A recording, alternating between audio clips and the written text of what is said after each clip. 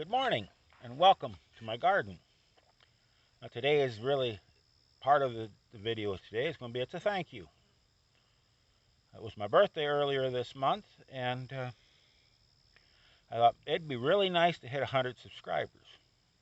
We've been slowly going along, picking one or two here and there. And we're making our second cutting of hay. It should have been done a long time ago. We had a drought. Our first cutting was really bad and nothing grew. We finally got enough rain where hay took off again, so we're putting up our second cutting. And it's actually, in some of the fields, it's doing better than our first cutting did, which is really unusual. And it's really good quality. We're not going to have as much as we need. There's going to be some cutbacks on livestock numbers just to be able to get through, but it's going to be better than what we're expecting. We made some videos on that baling hay, cutting, breaking, and baling. They're shorts. If you're interested, they're out there. And people really like the baling video. So we got got up to 101 subscribers. And I want to thank you. If you're a new subscriber, welcome to the channel. I thank you for your support. And if you're a longtime subscriber, I especially want to thank you for your support and your continued support. And we really appreciate it. We appreciate every like and every comment. We really enjoy reading the comments. So if you're watching this video, leave a like, leave a comment. Tell me what you like, what you don't like. Tell me what you want to see more of, and we'll try to see if it'll fit in. We really do. I mean, we appreciate it. But we've been making hay, and yesterday I run a wire in my arm. I don't know if you can be able to see it very good, but run a wire in right there. It's one of the problems with baling wire. It's kind of swelled up and sore. Third bale we were loading, I run a wire in. Went in pretty deep. And we had 200, almost 300 bales. 270 some we baled and put in the barn. And it's hot. We're in the mid to upper 30s the last few days, and it's going to get there again today, and we got to bale again today. So there's that. And our weather's more like it should be in summer. We're really above average temperatures for what we should be getting this time of year. But the weather is the weather, and we can complain, but we can't do much about it. We just live with it. So I don't really complain about it. It is what it will be. That coffee's nasty. Leftover coffee from yesterday. It's not the best. But really the heart of today's video, well, before I get into that, our pullets also started to lay. This morning was our first pullet egg. Our old hens are down to laying about 1 or 2 eggs a day out of the 7. And our 6 young pullets that were featured earlier are starting to lay. We end up with a pullet egg or a pullet splat because the bird laid it while it was on the roost and it hit the floor. But we had our first little old pullet egg. So it won't be long there. But today our video really is on compost. The heart of the garden. We can get by with commercial fertilizers, but they're not going to do the same thing this compost will.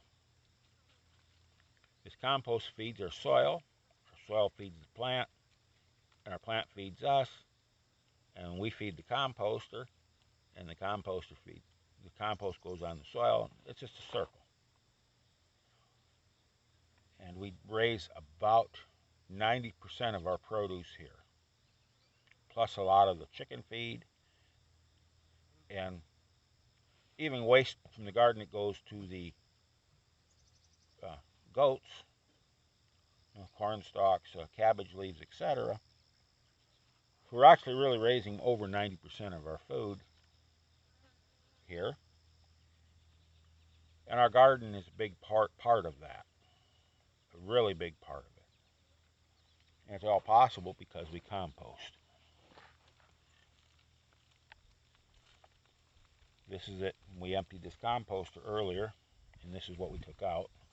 Now, I do most of my composting in a pile. I make a very large pile, about 5 meters by 3 meters, and it can be up to close to 3 meters high.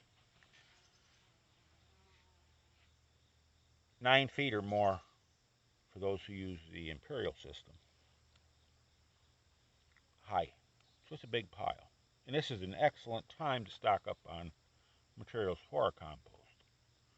There's a lot of leaves falling. There are oftentimes go to landfill in our area. They don't belong there. The fertilizer, they feed our soil, and to waste those leaves is just, I don't know, it just boggles my mind that people would actually even think of throwing them in a landfill. Same with grass clippings or vegetable waste. You know, a lot of our vegetable waste makes a trip to the chickens before it hits the compost pile, or it goes to the goats before it hits the compost pile. And we get milk and eggs that way off of basically waste, what would be otherwise wasted. Really helps out. But I obtained this composter. It was sitting on the side of the street in the garbage. Somebody was sending this to the landfill. Stopped and asked them, "You gonna throw that away?" "Sure, it's no good. Don't work." "Well, can I have it?" I got a little brashy there and asked if I could have it. "Sure, haul it away." So I took it, brought it home, cleaned it out. They had stuffed it full of grass clippings and nothing else. And I mean, they had it packed full of dry grass clippings, and it didn't work. So we cleaned it out, and we've been using it. And I looked it up, and they said, well, it makes compost in 3 weeks. Well, I'm finding about a month and a half, 2 months to make good compost. But it really works good. I put the stuff in here. I don't want to put it in the pile so animals don't dig. And we add some weeds and grass clippings to this here. It's got these doors. We have 2 batches going at once. One we're filling and one's cooking. And if you're in a urban setting where you can't have a pile, you're going to end up with composters, probably. And you can make composters. I have some that I've made over the years. But this one's kind of nice. It has 2 bends. You have one over here and one over here. We actually even throw bones in this thing. Feathers. All kinds of stuff can go in here. And it protects it from the varmints digging in it. We just take our stuff like, well, here's what. Put it in there. Get some weeds. Shut the door. And give it a couple of spins. I like to leave the doors up on top every day. And every time we add to it, give it a spin, mix it up. We get one side full. We let it cook. We start filling this other side. And it makes our fertilizer for our soil. And this compost, not only does it feed the soil and the microbes and the worms, etc. in the soil, it helps make the soil loose. The moisture goes in and it holds the moisture where the plants can get it without the soil becoming overly waterlogged. Something you don't get with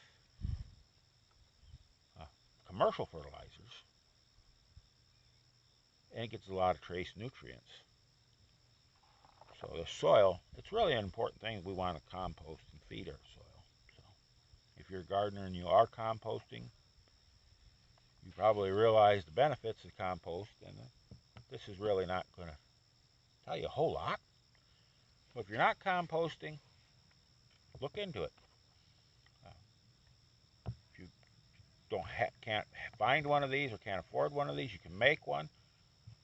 Find you an old barrel and put a door in it, put a rod through the middle. It's nice if you put a couple fins in the barrel type so it aerates better, but you don't have to. It will aerate, just be slower if you don't. But make you a composter of some sort and give it a try. Once you get used to using it, you wonder how you ever got by without it. So that'll conclude our video. Like I said, if you would, give us a like, subscribe. leave us a comment. We'd certainly enjoy them.